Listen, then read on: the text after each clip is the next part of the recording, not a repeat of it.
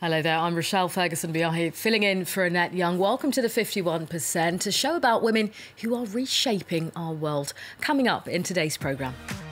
Fighting against a widespread tradition, girls in Nepal speak of the horrors of being sold into slavery by their families, who say they themselves have little choice in the matter.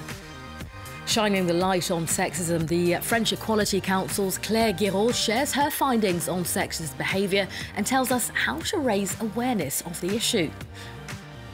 Plus, Iranian women explain why parkour helps them navigate obstacles in a conservative society. But first, they're known as the Camilleri, thousands of young girls who are sold into slavery by their families in Nepal. While the centuries-old practice is illegal today, it still remains widespread. France 24's Ellen Gainsford has more in this next report. In this rural region in the southwest of Nepal, 70% of the population gets by on less than €2 a day. Today, Danvi, not her real name, is a happy teenager, but she was sold into slavery when she was only 7 years old. Her father sent her to work for a wealthy family in the region.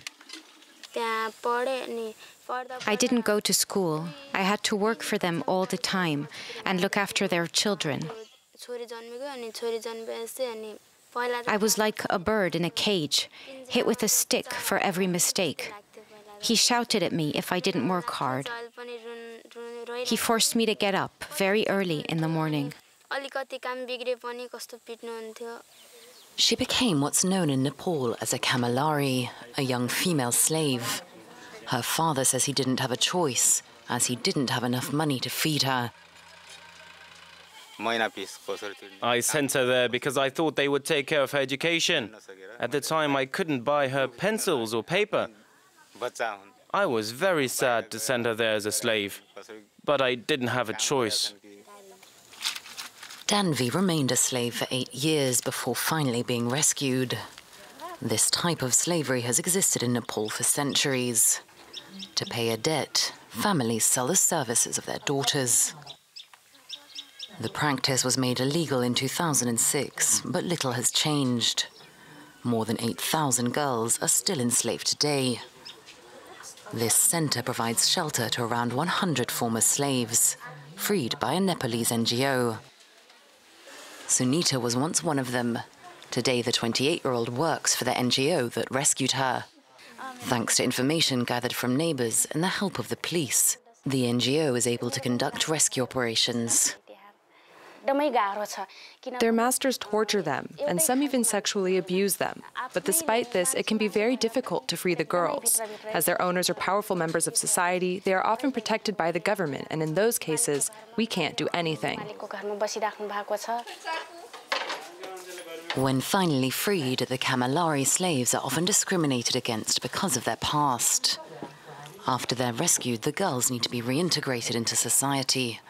This involves training them in a profession so they're able to support themselves, like this cooking class. By educating the girls and offering them training, the NGO hopes to help end society's stigma towards them and give them a second chance in life.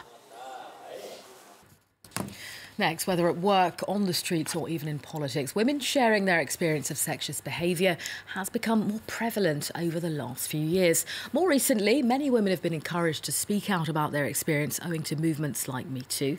Well, 6 years ago, the French Equality Council was created in order to establish a clearer picture of the issue. To tell us more, Guiraud of the French Equality Council joins us here on the 51%. Hello to you. Hello. Thanks very much for coming in. First of all, when it comes to sexist behaviour, how do you get your findings? Where do they come from?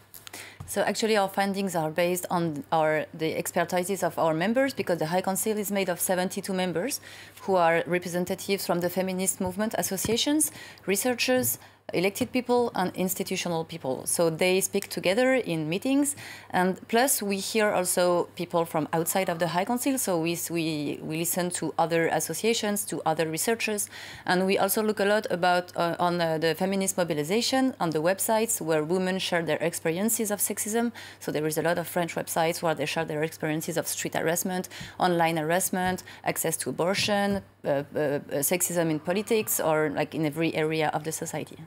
Talk to us, if you will, Claire, about some of the ways that sexism manifests itself in society, because some ways are more blatant than others, some are more subtle. Yes, exactly. So there is a wide panel of acts, of sexist acts. Some can appear as not so problematic, like a sexist comment or sexist jokes, and it goes until the worst one, like hate crimes against women, like when husband killed their wife, for instance.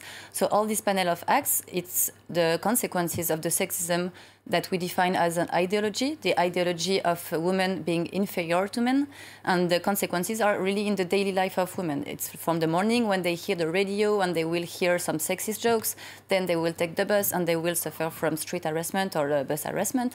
Then they go to their work and they suffer from the gender pay gap, and then they have to take care of their children, and they go back home and they have in charge most of the duties related to the home or to the children. So it's really like a continuum on the daily life of women.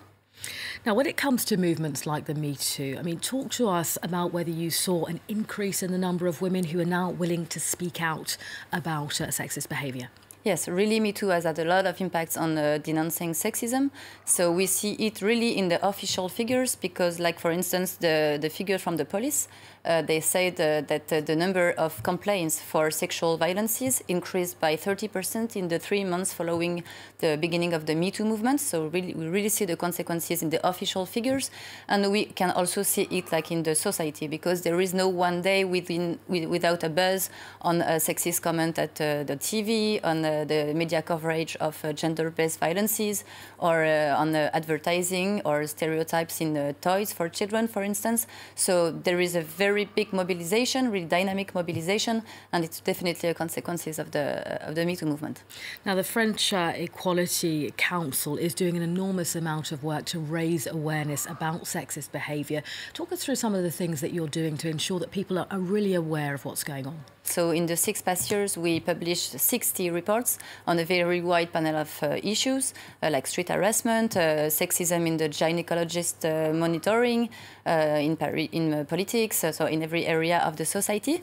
So our members, they work for a few months, they hear a lot of people, and they share an analysis from their different points of view, and then we make recommendation for the government or the parliament to improve the laws or improve the public policies so that they really contribute to gender equality. And then we try to do a lot of communication so that our work are not only experts' work, but can be also useful for everybody, like professional. So we have a lot of testimonies from professionals in education, in health, in police or industries, saying that the work are very useful to help them to be more aware of what sexism is, how it can be spotted, because usually it's like we don't really see it because it's like everywhere, so we are really used to it and we don't really identify what the sexism. So yes, with this work we try to target the public policies, but also everyone. When it comes to your reports, a large number say that up to 83% of French people agree that women are subject to sexist behaviour. The French Equality Council, though, says that's not enough. There's still more that needs to be done. As you move forward, what else will you do? So with the last report that we published last week, which was the first report on sexism, we called for like awareness campaign saying what is sexism, saying that it's forbidden. There is a lot of acts that are forbidden and then can be followed with incarceration or fines. We also call for training for educational professional, health professional, and also policemen, women and judges, because they have a very important role in punishing the sexism. We call also for more fundings for the feminist associations, because they are the ones who take care of women who are victims of sexism, and we really think that their contribution to the fight against sexism is really key, so they need more fundings because today they are very, very low subvention. And we call also for the recognition of a National Official Day Against Sexism every year. And this is why I wear this little thing, because today in Paris, the collective Ensemble contre le sexisme, Together Against Sexism, which is made of almost 40 associations. They are organizing the second National Day Against Sexism and really call for recognition of an official day against sexism every year. Claire Guiraud of the French Equality Council. Thanks very much for your time today. Thank you. We take you next to Iran, where over the last few years, small groups of women passionate about parkour are increasingly popping up. Now, the parkour enthusiasts say it teaches them to overcome the sometimes physical and mental obstacles that they face in a conservative society. Peter O'Brien has this report. An unlikely activity for this quiet park in Tehran. Practicing their moves, these parkour enthusiasts are athletic and fearless. While Iran's known for its strict conservatism, the traceurs, a term for women who practice parkour, aren't letting that stop them. It gives you the feeling that there are no limits in your life. It's not just about the sport, it's the same when facing other challenges too. You no longer escape your problems. Instead, you try to confront them and find a way around them in the most beautiful way possible. Islamic dress codes mean they have to cover their hair, and some moves are tricky to execute, with even the practical style of headscarf. They can't exercise on the streets and must find secluded spots like this. Even so, the hobby does draw some attention, but Sahar says this doesn't bother her. It's